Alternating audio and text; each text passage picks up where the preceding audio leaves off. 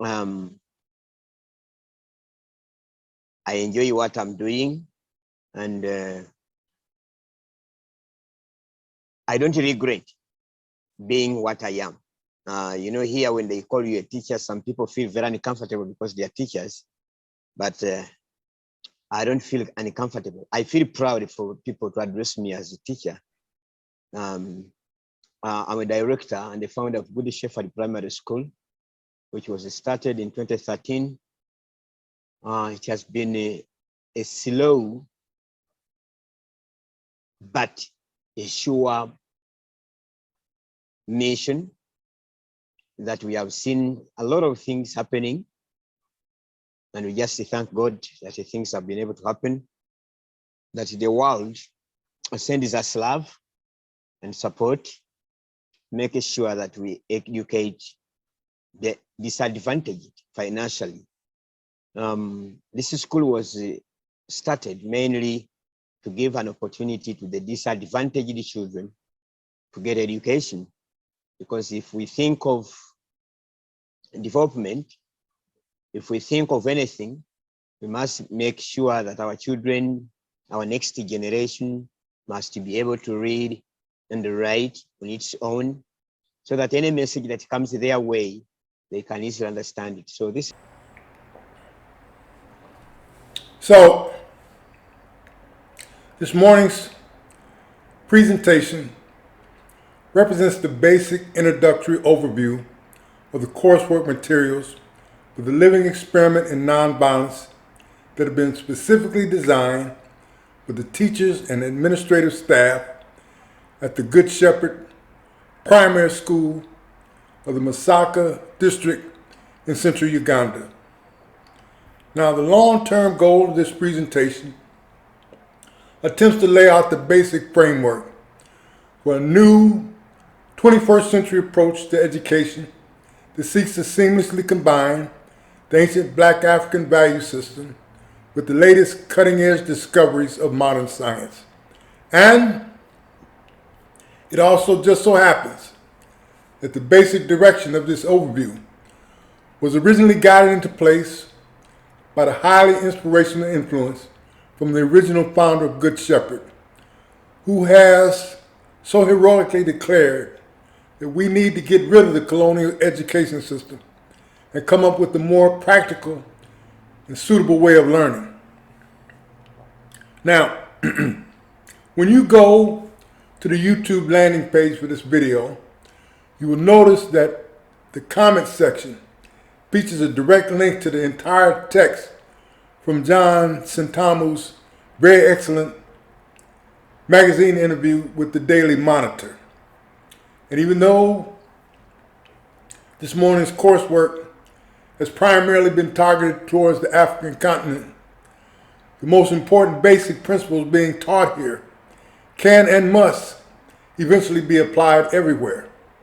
Because, as Mr. Sentamu has so eloquently declared, the life-giving development of the vitally important skill set that teaches us how to live out our lives in peaceful and nonviolent ways really needs to begin during the very earliest stages of the learning process. And actually, the earlier the better, as a matter of fact. So, the initial focus of this morning's living experiment begins with the remotely ancient tribal group known as the Sand People of the Kalahari Desert, because highly sophisticated genetic studies have clearly associated them with the oldest ancestral branches of the entire planet. Now, given that in all probability the human family began its life in an unclosed state, it only stands to reason that the earliest history of the evolutionary journey more than likely began in a climate where life could be sustained without clothing.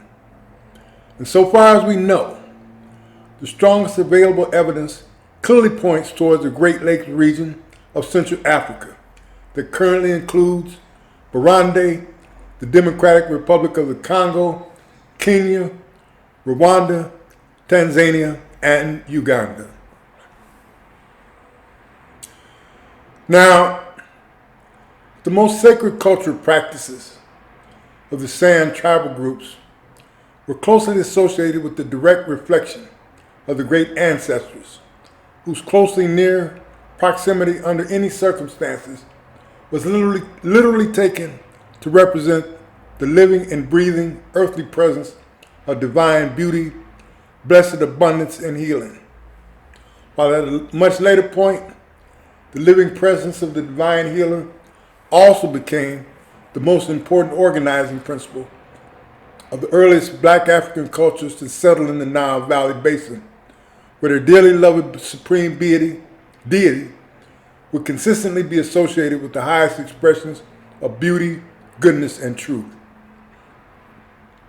Now, we're not going to have a chance to go into it this morning, but there is a highly regarded body of well-documented academic research from the field of women's studies attesting to the fact that the highest supreme deity was originally represented in the form of the heavenly sky goddess, who created all things seen and unseen, according to every single example found among the oldest ancient cultures on every single continent without exception. And there's also a highly regarded Nile Valley tradition that claimed the whole entire planet would eventually be saved from sin by the life-giving blood of the heavenly sky savior, which may also explain why the most well-known titles of the great ancestors also came to describe her as the divine word, as well as the highest supreme ruler over the final judgment of the last day. Now, this very oldest form of goddess worship, that supposedly dates back for at least 10,000 years, continued to have a profound impact on the ancient Greek civilization, whose long-lasting cultural contributions eventually gave birth to the modern civilization we know today. While at the same time, this vitally important hidden knowledge regarding the long ago past finally gives us the proper context for truly understanding the dramatic cultural impact of ancient black Africa that still carries over down to this very day.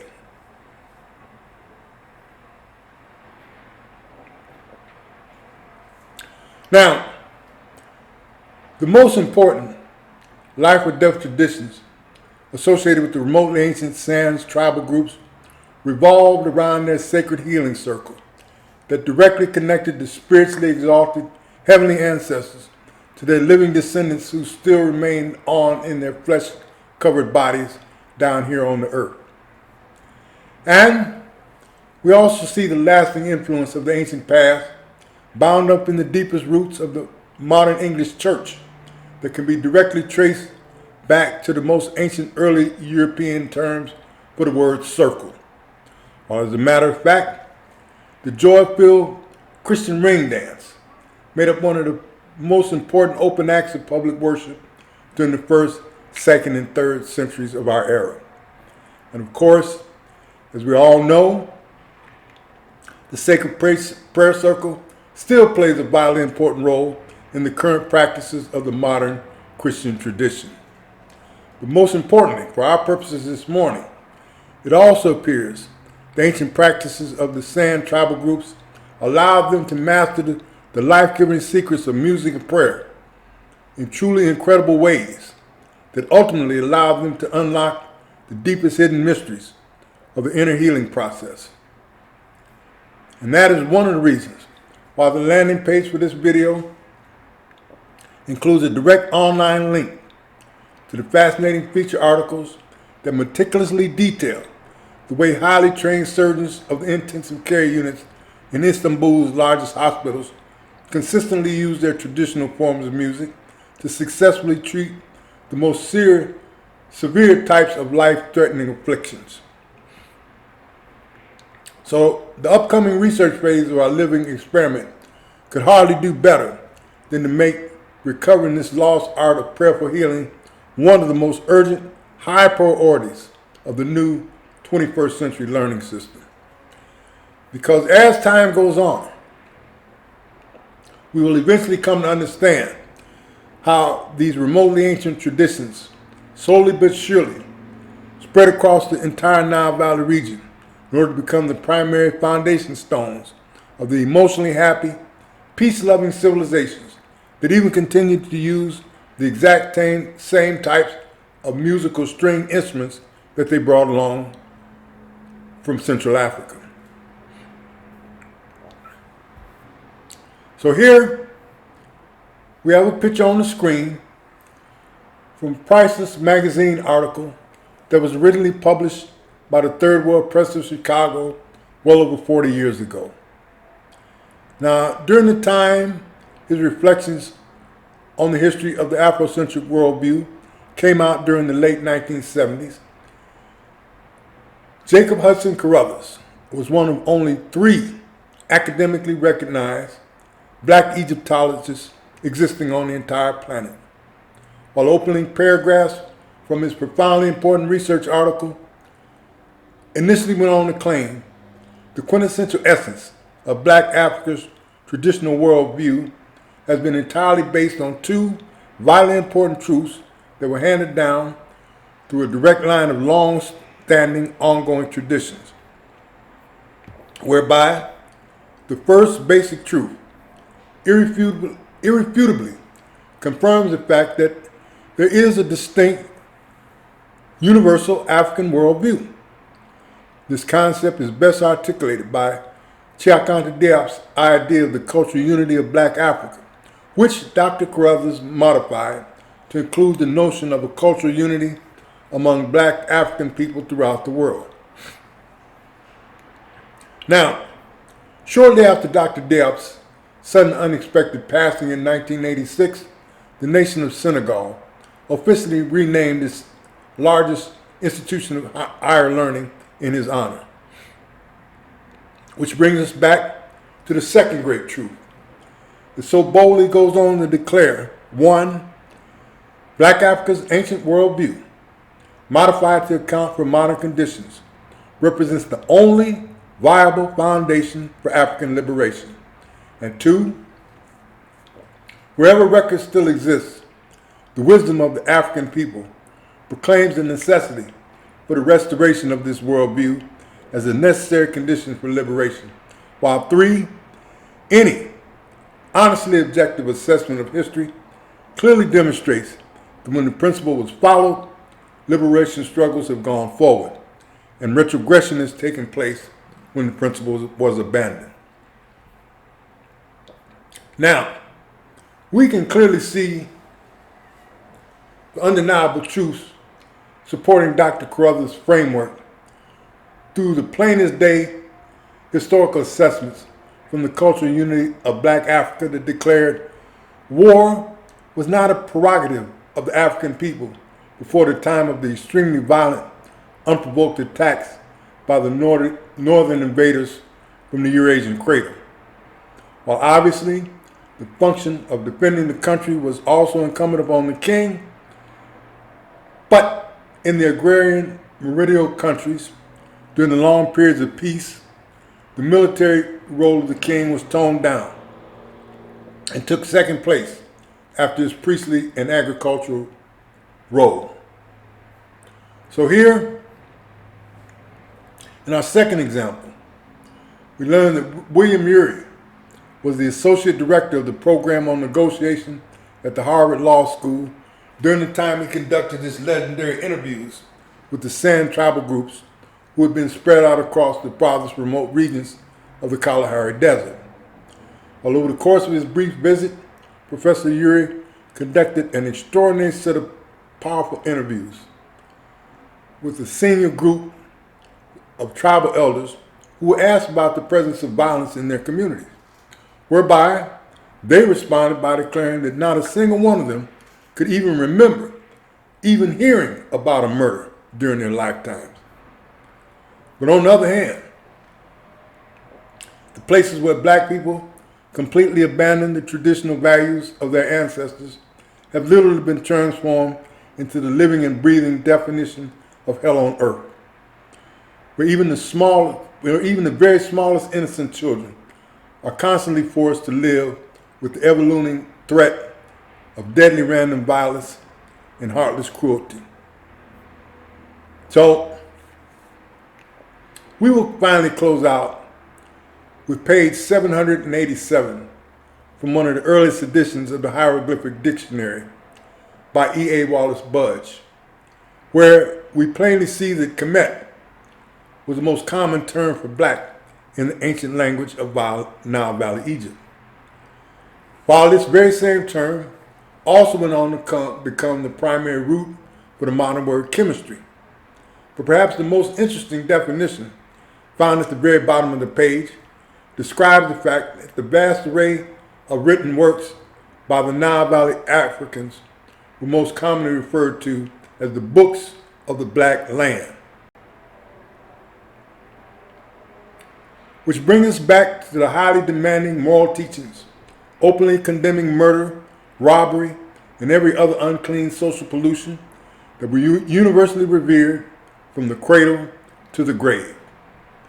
Which is why these very plain and simple facts represent the basic primary reasons that we believe our living experiment at the Good Shepherd Academy represents such a vitally important turning point. Because if the latest discoveries of modern science turn out to be correct, the fiery circle of healing that is about to be set into motion could very well spread across the furthest corners of the entire African continent, from Cairo to Cape Town. And so, having said all that, we'll close out our very brief time together by saying, God bless each and every one of you, God bless Africa, and God bless America, along with all other nations. And thank you for listening.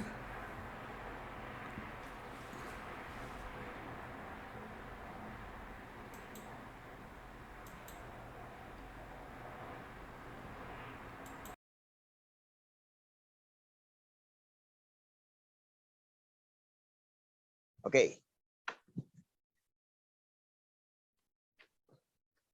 Those are the structures.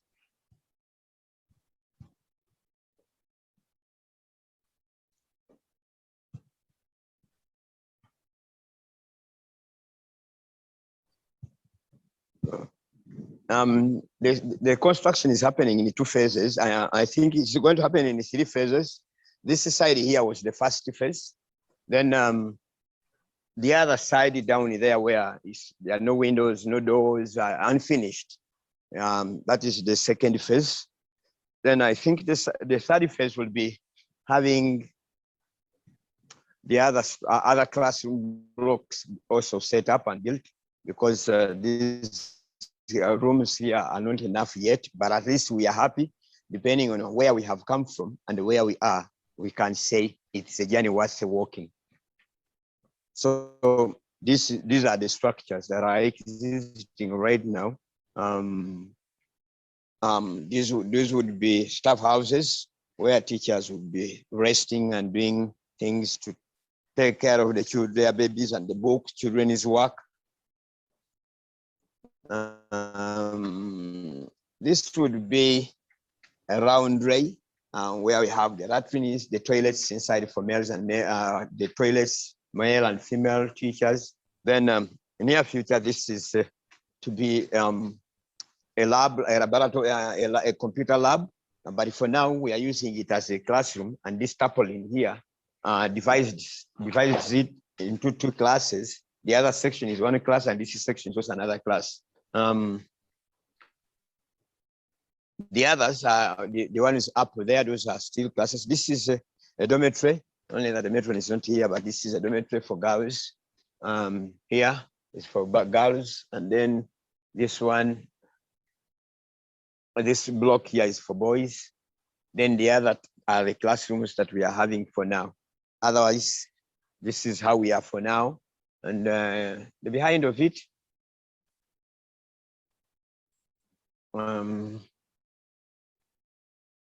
we still have some space around here, as you can see from behind. This is the behind part of it. We still have, the other one is the latrine we are using.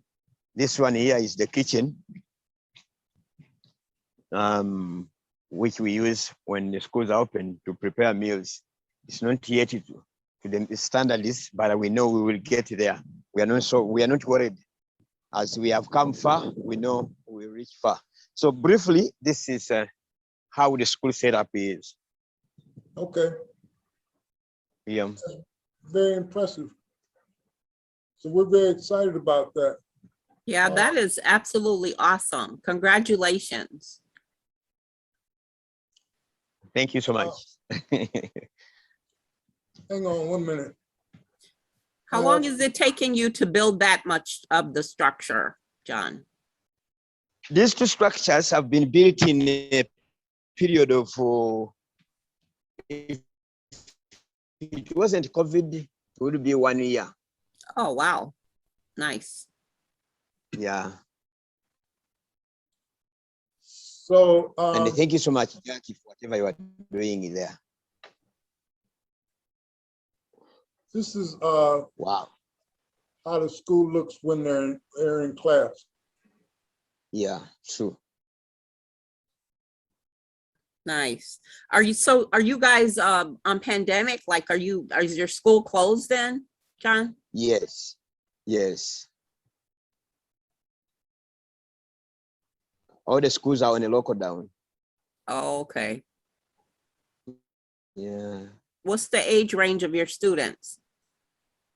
From 3 years to 16. Okay.